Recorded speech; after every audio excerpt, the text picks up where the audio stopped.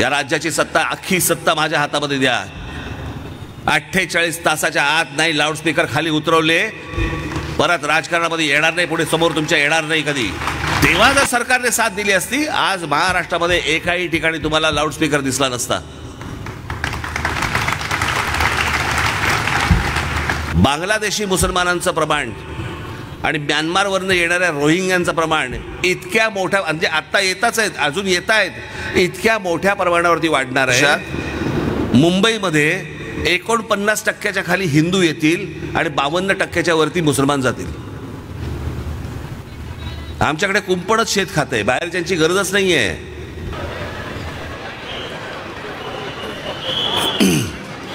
जमलेल्या माझ्या सर्व हिंदू बांधवांनो, भगिनींनो आणि मातांनो,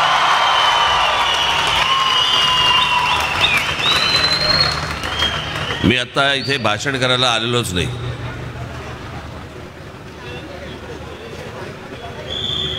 त्या दिवशी या मतदारसंघाची माझी कांजूरमध्ये तिथे सभा झाली आणि प्रत्येकाला मी सभा 15 दिवसामध्ये इतक्या सभा देणं शक्य नाही सगळ्यांना. आणि कांजूरमध्ये सभा झाल्यानंतर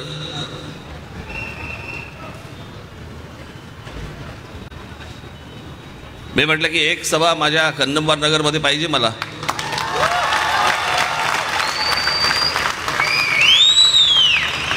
आणि म्हणून मी आज दिवसाला 3 सभा लावल्या. मी म्हटलं की मला समजा भाषण नाही करता आलं तरी चालेल, पण मला त्यांचं दर्शन घ्यायचं म्हणजे घ्यायचंच आहे.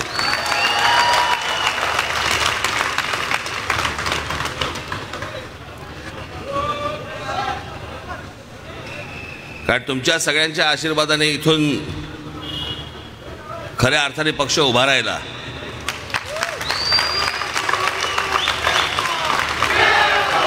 इथलंच ते माझं भाषण.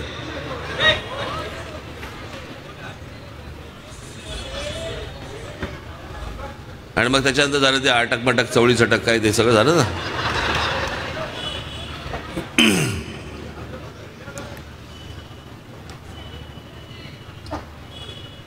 मी फार काही तुमच्याशी लंब चौडं बोलण्यासाठी म्हणून मी आलेलो नाही आहे. मी आज तुम्हाला फक्त एवढंच सांगायला आलेलो आहे, इथे आमचा विश्वजित इकडे उभा आहे. हा विश्वजित नुसता उभा नाही आहे, तुम्ही समजा की तुमच्या इकडे विक्रोळीमध्ये राज ठाकरे उभा आहे.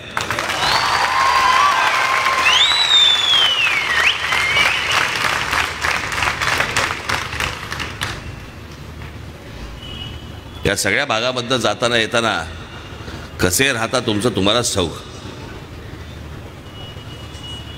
ते आत्ताही तिथे वास येतो तुमच्या डम्पिंग ग्राउंडचा.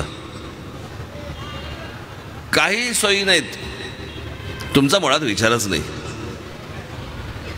मी माझ्या भाषणाबद्दल मी सतत जे सांगतोय ना, निवडणुकीच्या मतदानाच्या दिवशी जिवंत राहा म्हणजे झालं, दुसऱ्या दिवशी मेलात तरी चालेल.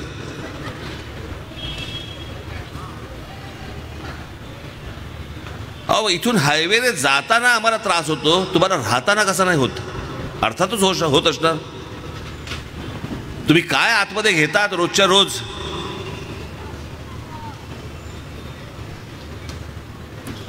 आणि तुम्ही सहन करता आहात, तुम्ही रागावत नाहीत, तुम्ही चिडत नाहीत, म्हणून ही माणसं अशी वागतात.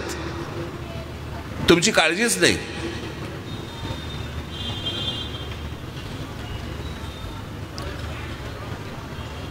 त्या निवडणुका जरा संपू देत.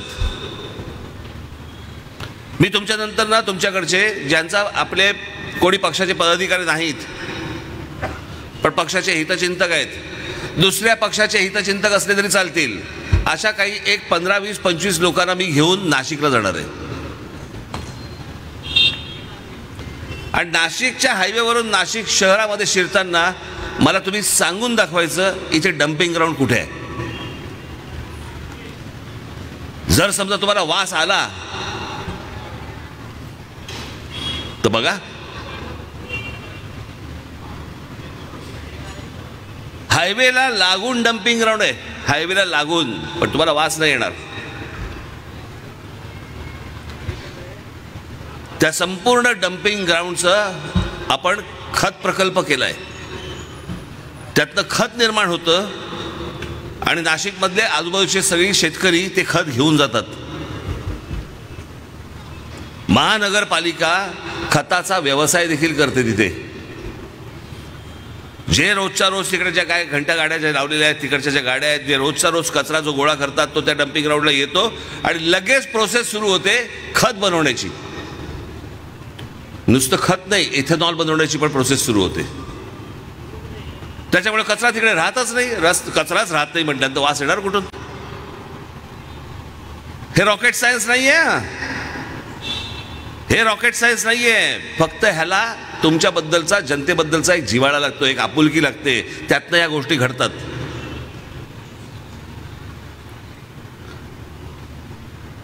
की माझ्या लोकांना अशा प्रकारचं मी जगू देणार नाही. हे रोजच्या रोज घाणेरडे वास घेतायत, नाका तोंडातनं घेतायत. काय फुफ्फुसाचं झालं असेल तुमचं?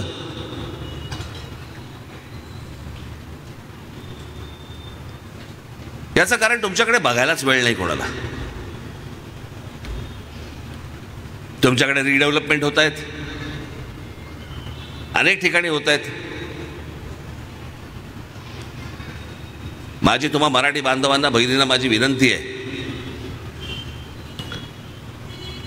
तुम्ही नाही रडत यायचं. जे डेव्हलपमेंट करायला येत आहेत ना, तुम्ही त्यांना रडवायचं. माझे तर लोक आहेतच. अहो, तुम्ही इथले राहणारे, तुम्ही या महाराष्ट्राचे नागरिक, तुम्ही या महाराष्ट्राचे मालक, तुम्ही कसले रडताय?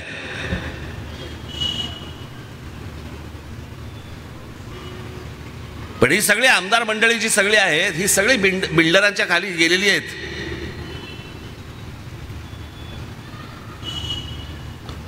बिल्डराचं हित हेच या लोकांचं हित. तुमच्याकडे 5 वर्षानंतर यायचं, ह्यांच्याकडनं सगळे ओरबाडलेले पैसे तुमच्यावरती फेकायचे, हेच ह्यांचं काम.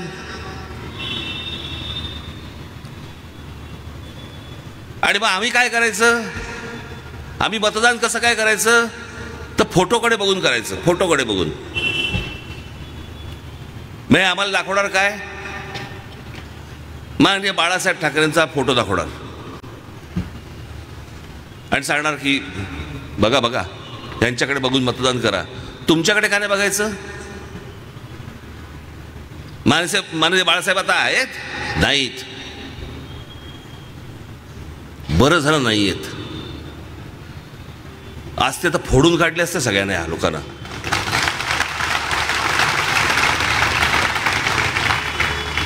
ज्यांच्या विरोधामध्ये माननीय बाळासाहेबांची हयात गेली, ज्या काँग्रेस राष्ट्रवादीच्या विरोधात, त्यांच्याबरोबर जाऊन तुम्ही शिवसेना बसवलीत, तुमच्या गळ्यामध्ये माळ घालून घेतलीत मुख्यमंत्री पदाची. काही माननीय बाळासाहेबांचा विचार नावाची काही गोष्ट उरली? काही नाही उरली. या जातीपातीमध्ये विष घालवणारे हे राष्ट्रवादी काँग्रेसचे शरद पवार आणि वर्षा गायकवाड आमच्या शिवछत्रपतींची मूर्ती हातामध्ये देत असताना त्या मूर्तीकडे पाहून न बघितल्यासारखं करणारे राहुल गांधी त्यांच्या मांडीला मांडी लावून जाऊन बसता तुम्ही त्यांच्याबरोबर. का? फक्त तुमच्या स्वार्थासाठी, मुख्यमंत्रीपद मिळण्यासाठी. आणि निवडणुका आल्या की आज बाळासाहेबांचा तुम्हाला, माननीय बाळासाहेबांचा तुम्हाला फोटो दाखवायचा, ह्याच्यावरती मतदान करा. माननीय बाळासाहेबांचा चेहरा दाखवायचा. कारण ह्यांना चेहरा दाखवायला लाज वाटते. ह्यांच्याकडे चेहरा उरलेलाच नाही.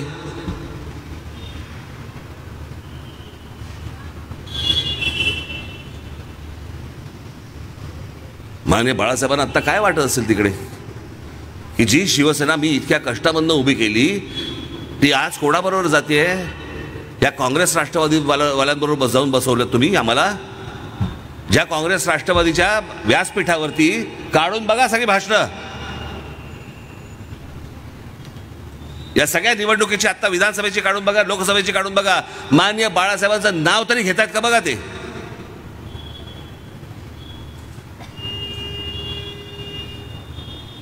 बाळासाहेबांचं नाव घ्यायला ज्या लोकांना लाज वाटते, त्यांच्याबरोबर जाऊन हा माणूस बसतो.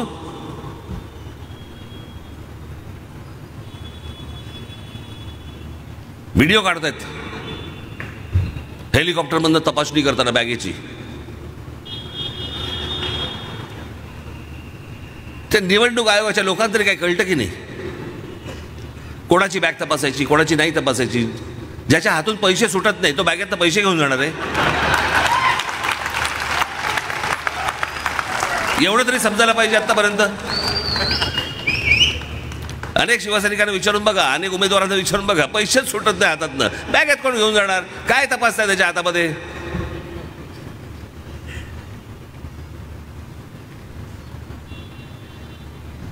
ही मंडळी सगळा महाराष्ट्राचा सत्यानाश करणार, सत्यानाश केलेलाच आहे मुळात. आणि ह्यांचे जे उमेदवार उभे आहेत ना, ह्याच्यावरती शिक्कामोर्तब करू नका.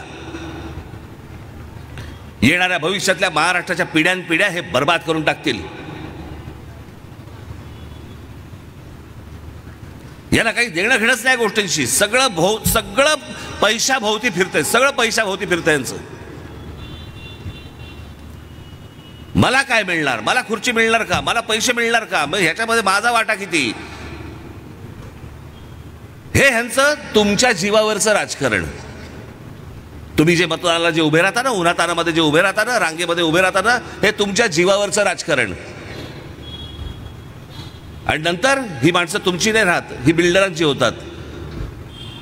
निवडणुका आल्या की तुमचेच दाखवतात. राज ठाकरे त्यातला नाहीये.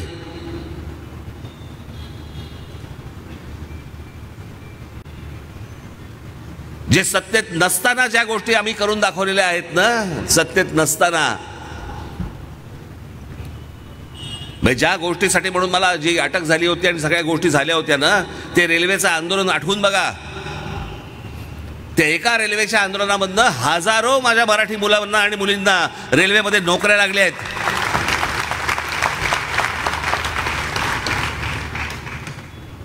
हे खरं तर सत्ताधाऱ्यांचं काम आहे की माझ्या महाराष्ट्रामध्ये नोकऱ्या उपलब्ध होत आहेत, तर माझ्या महाराष्ट्रातल्या मुलांना मिळाल्या पाहिजे. पण लक्ष द्यायला आहे कोण वेळ तुमच्या त्यांच्याकडे. आमचा पक्ष घ्यायचा, ह्यांच्या दावणीला बांधायचा, नंतर त्यांच्या पक्षामध्ये कोणीतरी आमदार फोडायचे, करोडोचा व्यवहार करायचा, दुसऱ्या पक्षात जायचं, तिकडनं यायचं, दुसऱ्या तिसऱ्या पक्षाला बोलवायचं, त्यांना मांडीवर घेऊन लोळवायचं. गेले 5 वर्ष हा जो तमाशा चालू आहे ना, मी तुमच्याकडे आज एवढ्यासाठी आलोय. मी काय लंबचौडं भाषण करण्यासाठी नाही आलोय. मी 2 गोष्टींसाठी आलो. एक म्हणजे तुमचं दर्शन घेण्यासाठी, आणि गेली 5 वर्ष या लोकांनी जो राजकीय तमाशा जो मांडला या महाराष्ट्रामध्ये, तो विसरू नका 20 तारखेपर्यंत. आणि या लोकांनी जो तमाशा केलेला आहे महाराष्ट्रामध्ये, याच्यावर जर समजा तुम्ही शिक्कामोर्तब केलं तर यांचा समज होईल की आम्ही जे केलं ते बरोबर केलं. आणि तो एकदा महाराष्ट्रामध्ये समज पसरला की त्याच्यानंतर या महाराष्ट्राला फक्त परमेश्वरच वाचवू, मग त्याच्यानंतर काही नाही होणार. मग तुम्ही ओरडा बोंबला काय वाटेल ते करा. हे त्यांना हवं तसं राजकारण खेळणार. आज या पक्षातनं, उद्या त्या पक्षातनं, उद्या तिसऱ्या चौथ्या पक्षातनं, उद्या 5व्या पक्षातनं. असा महाराष्ट्र कधी नव्हता हो. हा गेल्या 5 वर्षामध्ये मी आत्ताच सांगितलं भांडुपला, साधारणपणे 1975 साली जेव्हा आणीबाणी आली त्यावेळेला मी समज नाही म्हणणार मी, पण मला राजकारण उमजायला लागलं, समजायला लागलं नाही म्हणणार मी. आणि जसं असं मग पुढे मी मोठा होत गेलो तसं मी अगोदरचं राजकारण वाचलं, पाहिलं, बघितलं. नंतरचं राजकारण तर प्रत्यक्ष पाहिलं. 1952 साली या देशामध्ये निवडणुका सुरू झाल्या. 1952 साली आणि 60 साली मुंबईसह संयुक्त महाराष्ट्र झाला. आणि महाराष्ट्रातल्या या मुंबईसह संयुक्त महाराष्ट्रातल्या त्याच्यानंतर महाराष्ट्राच्या निवडणुका सगळ्या सुरू झाल्या. मी तेव्हापासून 2019 पर्यंत मी अशा प्रकारचं महाराष्ट्रात झालेलं राजकारण किंवा इतर कुठच्या तरी दुसऱ्या राज्यामध्ये अशा प्रकारचं झालेलं राजकारण मी आजपर्यंत पाहिलेलं नाही. म्हणजे इतकी लोकांची प्रतारणा, लोकांच्या मताचा इतका अपमान मी आजपर्यंत पाहिलेला नाही. तो अपमान जर तुम्हाला परत करून घ्यायचा असेल, तुमचं मत तुम्हाला लख लाभो.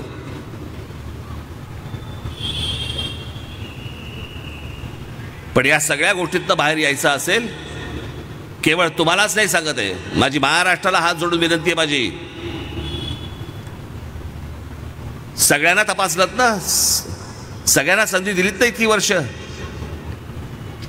या राज्याची सत्ता एकदा राज ठाकरेच्या हातात देऊन बघा, एकदा. नाही सगळ्यांना वटणीवरती आणले तर बघा फक्त तुम्ही.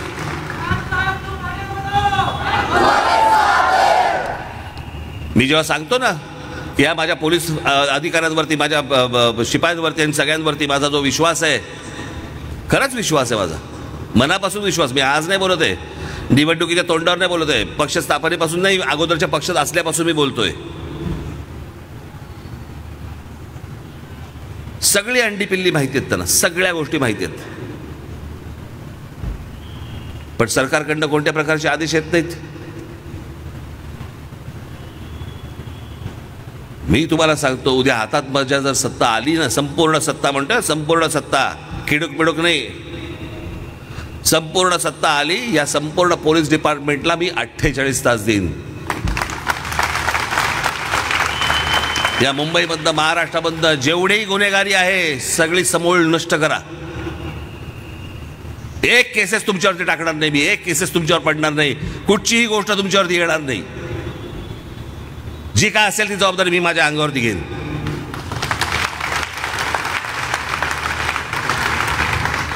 कोणाला पोचतोय, काय चाललंय, कोण राहतंय इथे, कोण येतंय, काही कशाला पत्ता नाहीये. मी आता भांडुपला सांगितलं, Tata institute of social science, म्हणजे टाटांच्या कंपनीचं आहे, त्यांचा एक रिपोर्ट आलाय आणि त्यांनी असं सांगितलंय त्याच्यामध्ये की येणाऱ्या पुढच्या काळात बांगलादेशी मुसलमानांचं प्रमाण आणि म्यानमारवरनं येणाऱ्या रोहिंग्यांचं प्रमाण इतक्या मोठ्या, म्हणजे आत्ता येतच आहेत, अजून येत आहेत, इतक्या मोठ्या प्रमाणावरती वाढणार आहे की पुढच्या साधारणपणे 10-15-20 वर्षात मुंबईमध्ये 49% खाली हिंदू येतील आणि 52% वरती मुसलमान जातील. काय कराल तेव्हा रे तुम्ही? या लोकांना कुठे वेळ आहे? याला कसला वेळच नाही आहे. यांना फक्त माझ्या गळ्यामध्ये मुख्यमंत्री पदाची माळ घाला, मला खुर्ची द्या, सत्तेची खुर्ची द्या, मला पैसे घ्यायला लुटायला मला फक्त ताकद द्या. ह्यांचं राजकारण फक्त एवढ्या पुरताच मर्यादित आहे. आज कुठे कोण घुसलंय आणि कोण काय करतंय बघायला यांच्याकडे वेळ कुठे आहे?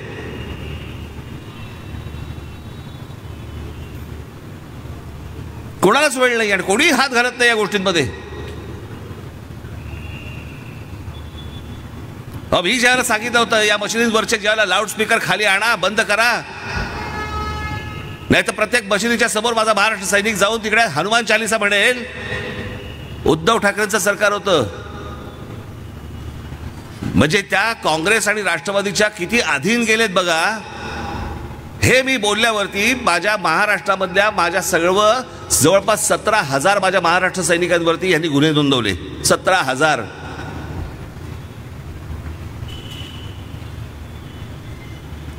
कारण सध्या मुसलमान मतं देतात त्यांना, हिंदूंची गरजच नाहीये.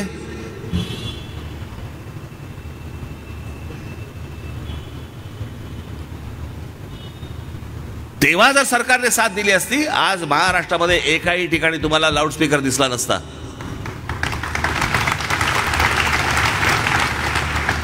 या राज्याची सत्ता, अख्खी सत्ता माझ्या हातामध्ये द्या. 48 तासाच्या आत नाही लाऊडस्पीकर खाली उतरवले, परत राजकारणामध्ये येणार नाही, पुढे समोर तुमच्या येणार नाही कधी.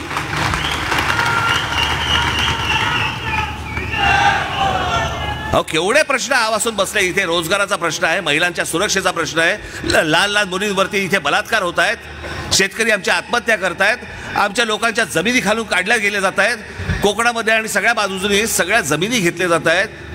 कोणाला काही पडलेलं नाही आहे तुमच्याबद्दल. आमच्याकडे कुंपणच शेत खातंय, बाहेरच्यांची गरजच नाही आहे.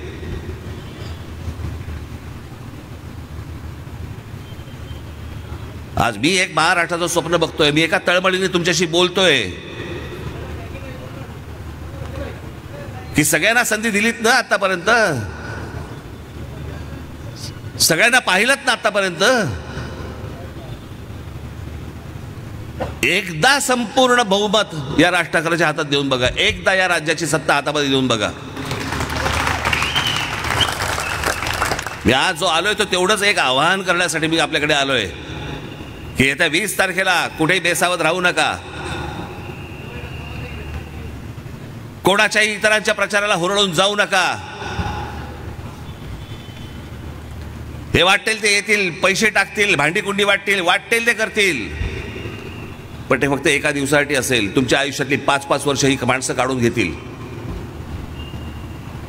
आणि आयुष्यातली 5-5 वर्ष जाणं म्हणजे कशाला म्हणतात हे न समजण्या इतके काही तुम्ही खुळे नाही आहात.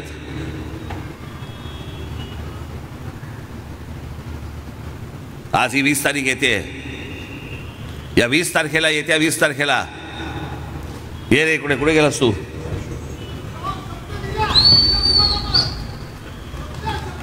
काय? बर, धन्यवाद. मग येऊन भेटणार आहे का देणार आहेस हे फक्त सांगा मला.